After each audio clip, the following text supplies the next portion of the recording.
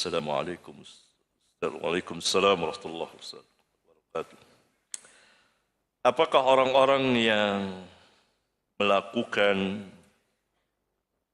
pengeboman atau yang disebut bom bunuh diri, apakah itu disebut jihad? Dan apakah Islam atau ulama menyetujui dengan adanya bom bunuh diri? Jawabnya, bukan Islam.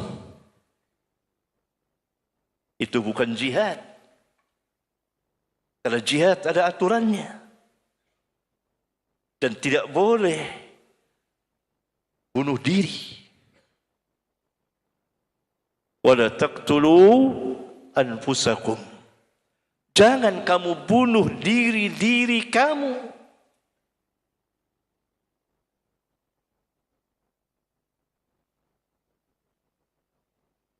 Walaupun di medan jihad, ini tidak boleh.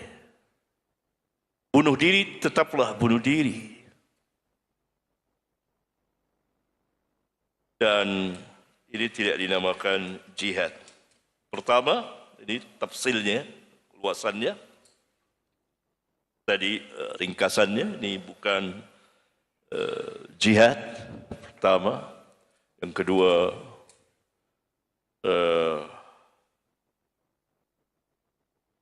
tidak dibenarkan bunuh diri walaupun dalam medan jihad.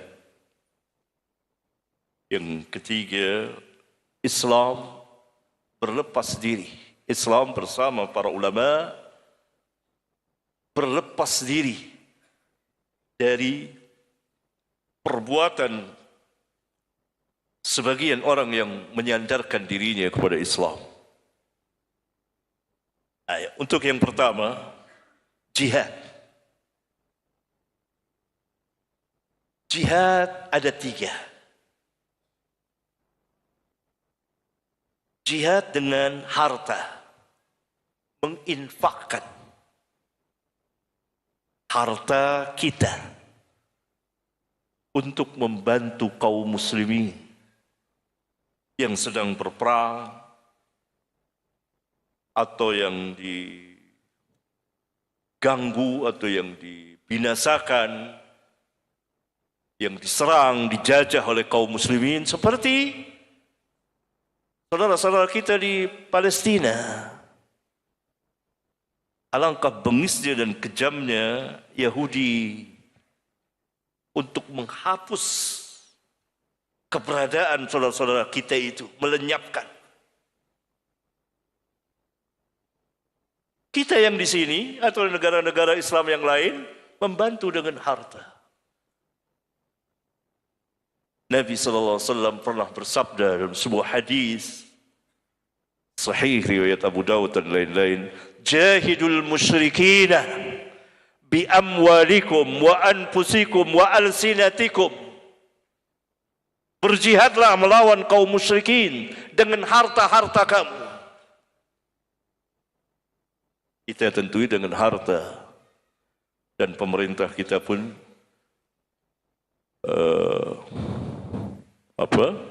telah memberikan bantuan dengan harta ke Palestina dan kaum muslimin.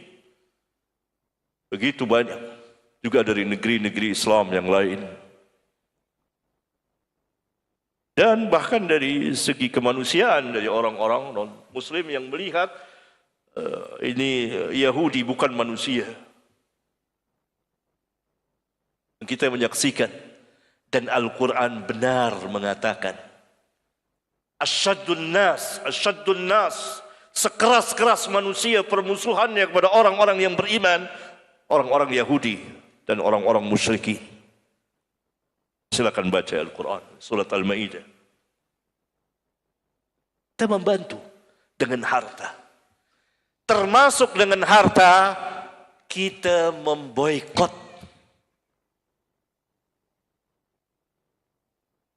produk yang membantu Yahudi. Karena Yahudi dibantu oleh negara, oleh perusahaan-perusahaan besar untuk membeli senjata. Peperangan berlangsung 1 tahun lebih. Tidak mungkin Yahudi kuat bertahan kalau uang hanya ada pada dia saja. Hancur perekonomiannya. Menurut penelitian para ahlinya. Kalau tidak dibantu, Amerika membantu sekian miliar dolar dan dibantu oleh perusahaan-perusahaan besar. Ada produk-produknya. Dan salah satu jihad harta, kita tidak membeli barang itu. Hukum asal muamalatul kuffar dalam fikih Islam dikatakan oleh ulama boleh, jaizah.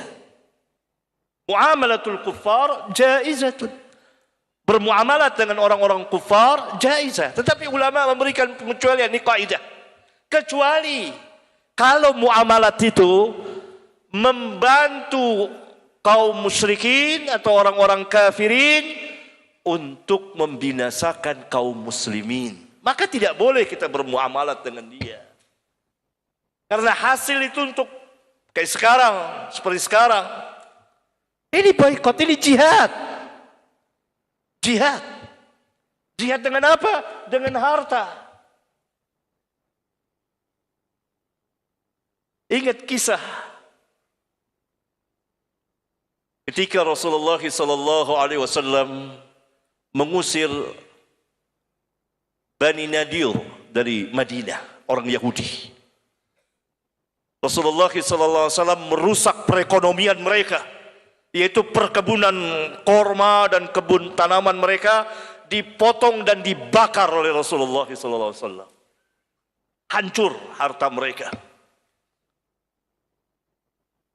Lalu mereka protes mengatakan, katanya membuat kebaikan, kok membuat kerusakan?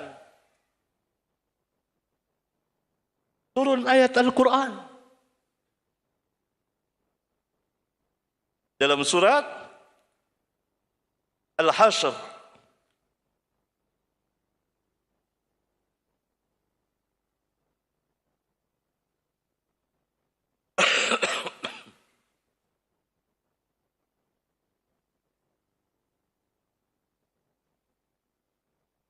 Ma qata'tum min linatin aw taraktumuha qa'imatan ala usuliha fa biiznillahi wal yukhziyal fasiqin. Apa saja pohon-pohon yang kamu potong. Kamu di sini Rasulullah SAW bersama para sahabat memotong pohon-pohon Yahudi itu, pohon kurmanya dihabisi dan dibakar habis. Buat apa? Kalau bukan buat menghancurkan perekonomian Yahudi. Ini perang ekonomi.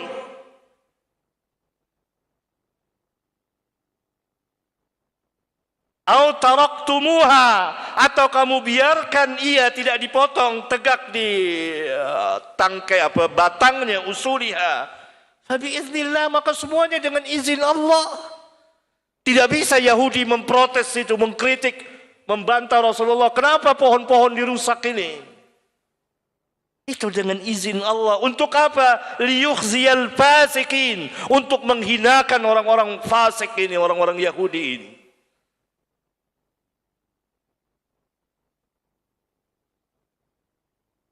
Pernah mencatat hadisnya.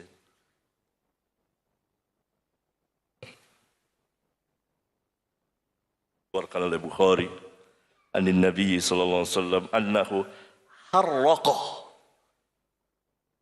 nakhla Bani Nadir wa qata'a wa hiya al-Buwairah.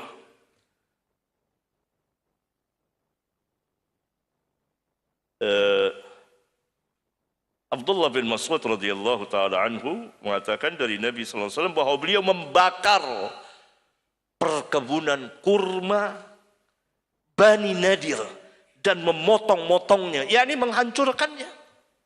Untuk apa? Saya tanya pada antum, untuk apa Rasulullah ini? sallallahu alaihi wasallam. Dan atas seizin Allah. Untuk apa? Menghancurkan harta benda mereka. Allah katakan, fabi iznillah. Untuk apa? Menghinakan orang-orang Yahudi itu. Ini jihad dengan harta. Habis Yahudi itu. Kalau sekarang ini tidak ada yang membantunya, hancur Yahudi perekonomiannya. Ada yang membantu nih produk perusahaan-perusahaan besar. Dan kita beli setiap hari. Dan mereka membayar lisensinya. Dan orang-orang itu menyokong Yahudi. Membelikan senjata.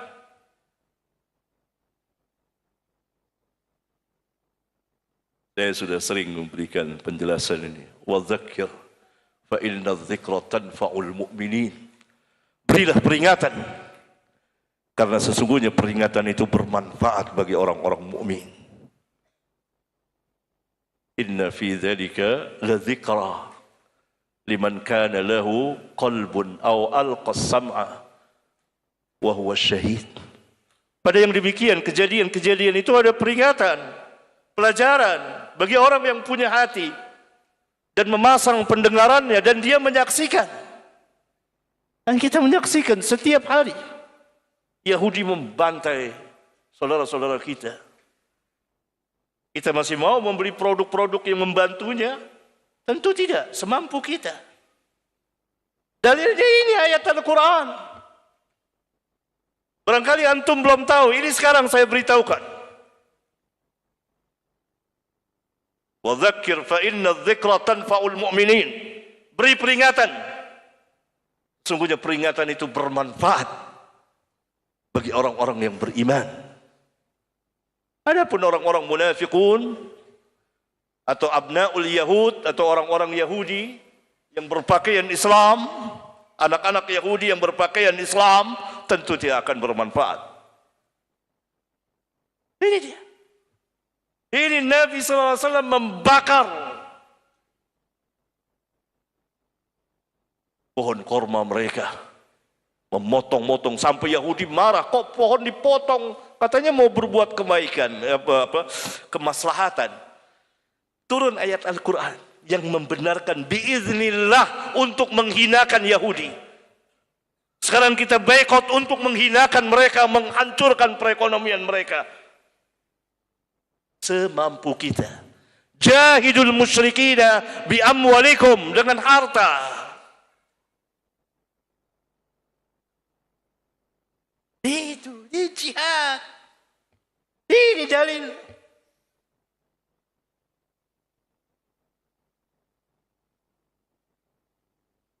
Tentu pembicaraan saya ini tidak disukai oleh abnaul Yahud, anak-anak Yahudi yang ada di sini. Oh, enggak ada boikot itu. Ada abnaul Yahud. Atau dia tidak tahu. Kita berhusnudzon, jahil. Karena sebagiannya ruwaibidah, tidak mengerti, asal bicara. Oh, ya.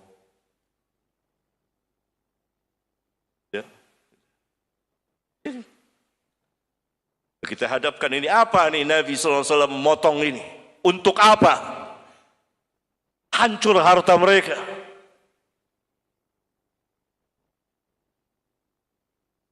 Allah Subhanahu wa taala berikan pelajaran pada mereka. Begitu juga kita. Tidak bermuamalat dengan produk perusahaan-perusahaan yang membantu Yahudi. Itu jihad, bukan bom bunuh diri. Kemudian dengan diri. Kemudian dengan lisan. Dengan lisan, bicara. Bicara ada negara, bicara di PBB dan lain sebagainya. Bicara. Dengan tulisan. Ini saya bicara dengan lisan. Dan terus saya bicarakan. Berkali-kali. Tidak bosan-bosannya. Karena ini jihad besar. Jahidul musyrikina bi amwalikum wa anfusikum wa alsinatikum. Ya. Jihad berarti telah diatur. Mengapa sampai ada bom bunuh diri?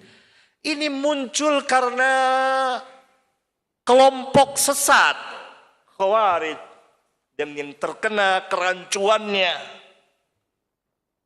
jahil. Khawarij ini dikatakan oleh Nabi SAW sufahaul ahlam, hudatsaul asnan. Sufaha bentuk jamak dari safi, bodoh. Tidak hanya bodoh, lemah akalnya. Tidak hanya lemah akalnya. Yang ketiga, tidak tahu mana yang maslahat dan mana yang mudarat. Itu safih artinya.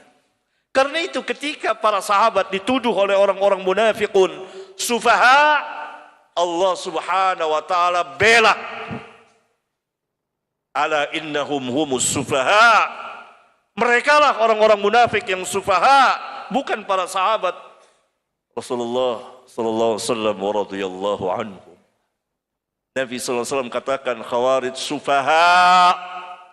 Karena itu mereka melakukan tindakan-tindakan yang tidak diizinkan oleh Islam, tidak diredoi oleh Islam, tidak diizinkan oleh para ulama. Islam dan para ulama berlepas diri dari tindakan mereka, dan itu bukan jihad. Jihad ada aturannya.